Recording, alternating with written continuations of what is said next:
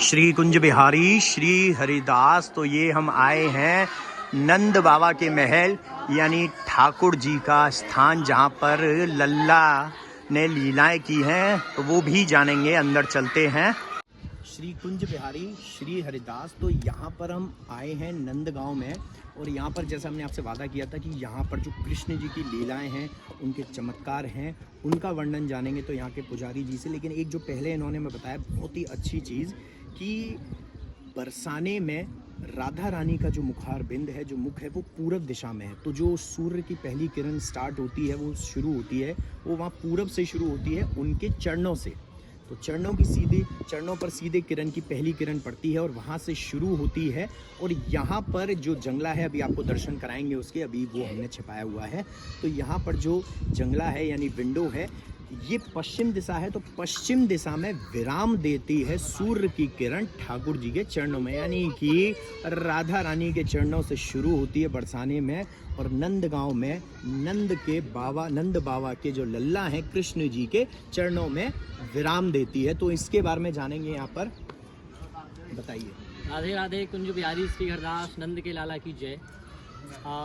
जैसा कि मैंने इनको बताया कि हमारे यहाँ जो प्रकृति है वो स्वयं ठाकुर जी के चरणों में अभी भी वहाँ हाजिरी देने आती है। इसका प्रत्यक्ष प्रमाण हम दिन प्रतिदिन देखते हैं। जैसे राधा जी का जो दर्शन होता है सभी को, वो पूर्व दिशा में उनका मुख है, और हमारे यहाँ जो दर्शन है वो पश्चिम दिशा में है।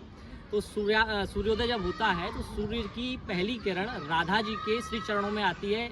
ऐजा आप ये समझ सकते हैं जैसे हाजिरी देने कि मैं आपकी जो है सेवा में तत्पर हूँ, आप मुझे अपना जो भी सेवक मानते हुए आप अपनी शरण में मुझे लीजिए। तो सूर्योदय की पहली किरण तो बरसाना में श्री जी के चरणों में, और जब सूर्यास्त का जो समय होता है उस समय सूर्य की जो लास्ट किरण है वो हमारे यहाँ नंदगांव के जो नंद बाबा मंदिर है, इसमें ठाकुर जी दोनों कृष्ण बलराम दोनों भाइयों के पैरों में धीरे धीरे जाती हुई विलीन हो जाती है। और पुजारी जी को कोई भी समय देखने का ऐसा अवसर नहीं है कि वो समय देखें और आरती का वो तैयारी करें। तो जैसे ही ठाकुर जी के श्री चरणों में सूर्यास्त की जो अंतिम किरण विलीन होती है, उससे ये पता लग जाता है कि अब संध्या आरती का समय हो चुका है। तो ये वो जगह है, वो स्थान है जहाँ आज भी प्रत्यक्ष में प्रमाण आप देख सकते हैं। तो ये जंगला दिखा दीजिए, आगे आ जाओ। तो ये है वो जंगला, और सबसे बड़ी बात देखिए, चमत्कार ये है कि यहाँ जो पुजारी जी जब सेवा कर रहे होते हैं, उनको संध्या आरती के लिए ना घड़ी देखनी पड़ती है, कुछ भी नहीं देखना पड़ता। वो समझ जाते हैं कि सूर्य की आखिरी किरण पहुँच चुकी है, श्री चरणों पे नतमस्तक हो रही है ठाकुर जी के, अब तो हो गया संध्या आरती का वक्त। तो ये है वो जंगला, जूम कर लेना एक बार। तो ये है वो जंगला विंडो, जिस पर कि सूर्य की आखिरी किरण पश्चिम दिशा से यहाँ पर पड़ती है। तो एक तो चमत्कार ये हुआ। जय भैया। तो यहाँ पर ऊपर खड़े हैं भैया, ये तो ठाकुर जी के नंद भवन का आनंद ले रहे हैं। तो एक और यहाँ का चमत्कार यानी कि लीला जानेंगे, और वो लीला ठाकुर जी के शयन से जुड़ी है, यानी कि उसको हम कहेंगे शयन लीला। बताइए। राधे राधे। जय नंद लाला की। जैसे रात्रि के समय जब हम शयन कराते हैं ठाकुर जी को, शयन भवन जो सामने बना हुआ है, तो सभी के पलंग बने हुए हैं, सभी को हम साफ़ सुथरा करके ठाकुर जी को सुलाते हैं। और जो कृष्ण बलराम का जो पलंग है उसकी बगल में हम पानी का एक लोटा, दूध और बाल भोग के लड्डू रख के आते हैं। जिससे क्योंकि हमारे यहाँ पे जो सेवा है वो बाल भाव की है। जैसे बच्चे को बार बार भूख लगती है तो हो सकता है रात को वो उठकर कुछ मांगे, इसलिए उस भाव से हमारे यहाँ अभी भी वो परंपरा चली आ रही है। तो रात को जब हम मंदिर बंद करके आते हैं, तो सुबह जब 4 बजे जैसे ही मंदिर खोलते हैं, तो सबसे पहले हम शयन भवन में जाते हैं।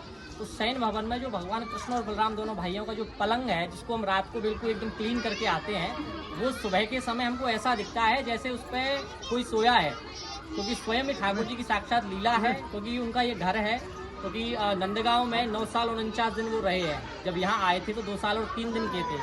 तो आज भी वही भाव, वही चमत्कार यहाँ देखने को मिलता है। पलंग की जो चादर है वो हमको ऐसी मिलती है जैसे उस पर जैसे बच्चे इधर उधर होते हैं, सोते हैं, अपनी नींद भूलते हैं। और जो हम प्रसाद रख के आते हैं, उसमें जो मठरी होती है नमकीन वाली, उसमें से कुछ हिस्सा उसमें से टूटा हुआ होता है, जैसे किसी बच्चे के दांत लगे हुए हैं।